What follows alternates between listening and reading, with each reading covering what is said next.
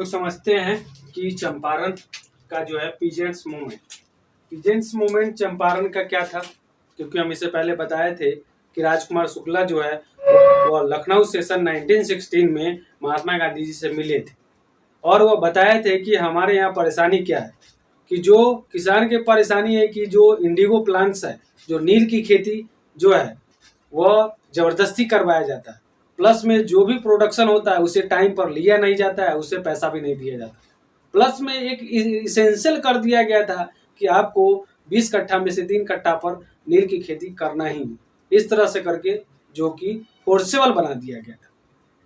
और यह मूवमेंट के जो किसान है इसको करने के लिए तैयार नहीं था। इसका एक वजह यही है कि जिस खेत में इंडिगो प्लांट्स उग जाता था उसका फर्टिलिटी है वो घट जाता था, तो इसलिए कोई भी किसान इस फसल को करने के लिए इनकार कर रहा था, लेकिन इसे जबरदस्ती इंडिगो प्लांट्स उपजवाया जाता था।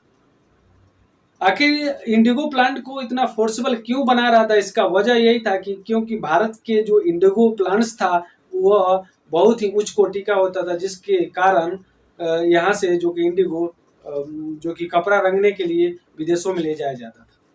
उस समय जो कि कोई भी जो आर्टिफिशियल कलर नहीं बना हुआ था, बाद में जा करके आर्टिफिशियल कलर जो कि बनता है, जिसकी वजह से यहाँ से जो भी पीजेंट्स उस जो फसल को उगाए थे उसका फसल ले नहीं जाया जा रहा था, उसका फसल बर्बाद हो रहा था। और इस तरह से करके जो भी खेत में उगाए थे, उगाने के बाद जो प्रोडक्शन हुआ ना उसे कोई खरीद रहा है और प्लस वो भी खत्म हो गया। इस तरह से करके किसान जो कि दोनों तरफ से चला गया। आगे हम समझते हैं कि किस तरह से करके इसमें जो पीजेंट्स मूवमेंट 1917 में हुआ था, पीजेंट्स मूवमेंट चंपारण 1917, आखिर इसमें वजह क्या था? तो इसमें वजह वही था जो इस पीछे लिखा गया है कि जो 20 कट्ठा है उसमें 3 कट्ठा पे इसेंशियल कर दिया था कि आपको जबरदस्ती जो कि नील की खेती करना ही है। इस तरह से करके हम लोग जो कि इसमें समझ रहे हैं। इससे पहले हम लोग समझ गए कि क्यों कहा जाए कि जो नील की खेती है वह जो पीजेंट्स नहीं करना चाहते, उसका वजन वही था कि जिस खेत में एक बार यदि यह क्रॉप उग गया तो उसके बाद उस खेत का फर्टिलिटी खत्म हो जाएगा, या 3-4 साल के बाद ही उसमें किसी तरह की कोई भी फसल उग जाया जा सकता है। कौन किसान चाहेगा जो कि इस फसल को उगाने के लिए? इस तरह से करके इसमें लिखा गया। चलिए इसको हम पीछे लिखा है उसको पढ़ देते हैं।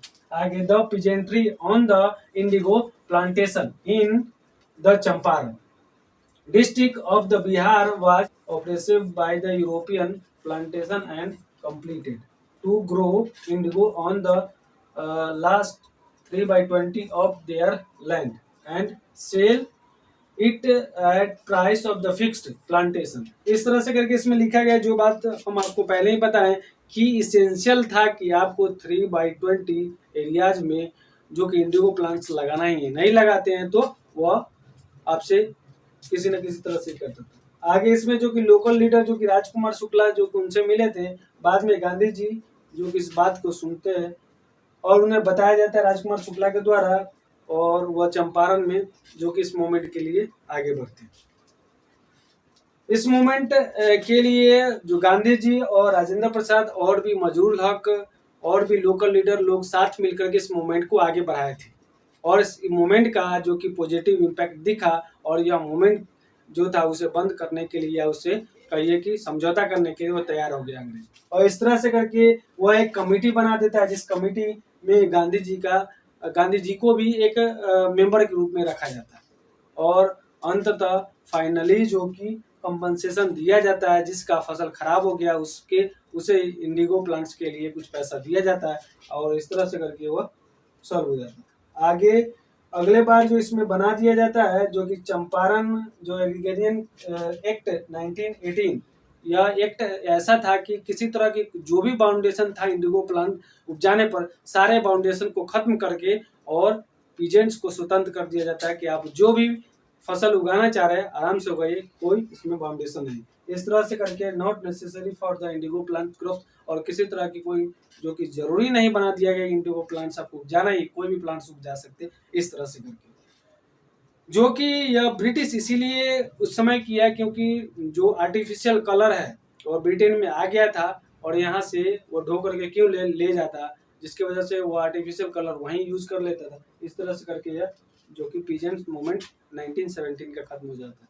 जस्ट इसके बाद जो है वह जो कि खेरा जो कि मूवमेंट गुजरात का समझना है, और उसके बाद जो कि अहमदाबाद मिल का जो मूवमेंट है वो इन खेरा डिस्ट्रिक्ट।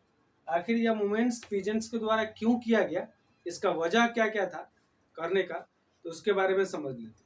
बात क्या हुआ था कि उस समय इस खेरा डिस्ट्रिक्ट जो गुजरात का है वहां पर क्रॉप फेल्योर का मतलब कि क्रॉप जो कि बर्बाद हो गया था। हो सकता है सुखाड़ के वजह से बर्बाद हो जाए, ज्यादातर जो चांस है वहां का वह सुखाड़ की वजह से ही बर्बाद हो गया था, तो क्रॉप खत्म हो गया था। लेकिन जो ब्रिटिश है फिर भी टैक्स मांग रहा था, तो उस टैक्स को माफ करने के लिए गांधी जी को बुलाया गया कि माफ करवा दीजिए। इसके लिए वह एक अभियान चलाए थे। तो इस तरह से करके, लेकिन एक जो टैक्सेस सिस्टम होता है उसमें एक बात जरूर लिखा जाता है कि लैंड जो लॉ है, लैंड लॉ में जब 1/4 जो फसल का बर्बाद हो जाए तो जो फार्मर है उसे किसी तरह की कोई भी टैक्स नहीं देना पड़ता है। वह आज भी लागू होता है, उस समय उस लॉ को फॉलो नहीं कर रहा था। इसीलिए गांधी जी के द्वारा यह मूवमेंट चलाया गया कि जब किसी भी एरिया में 1/4 पार्ट खत्म हो जाए तो आपको टैक्स माफ कर देना चाहिए।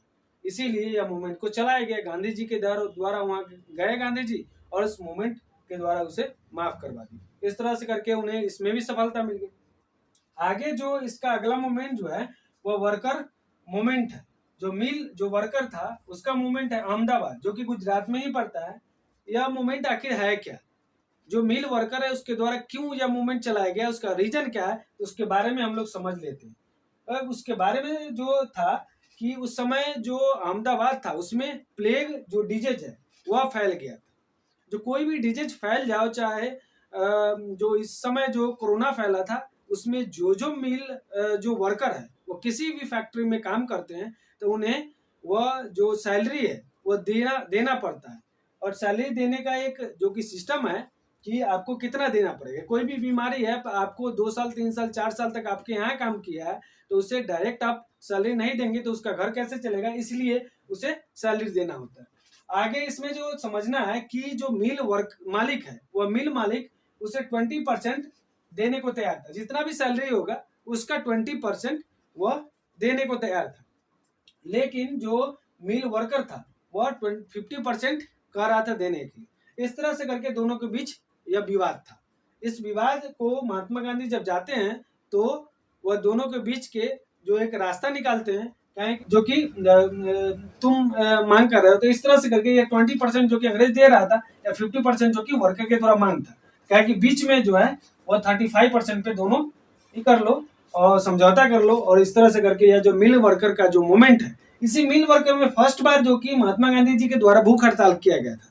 इससे पहले वो भूख हड़ताल नहीं किए थे, नॉर्मली जो सत्याग्रह है उसके द्वारा वो जीत जाते थे। इस तरह से करके इसके बारे में हम लोग समझ चुके।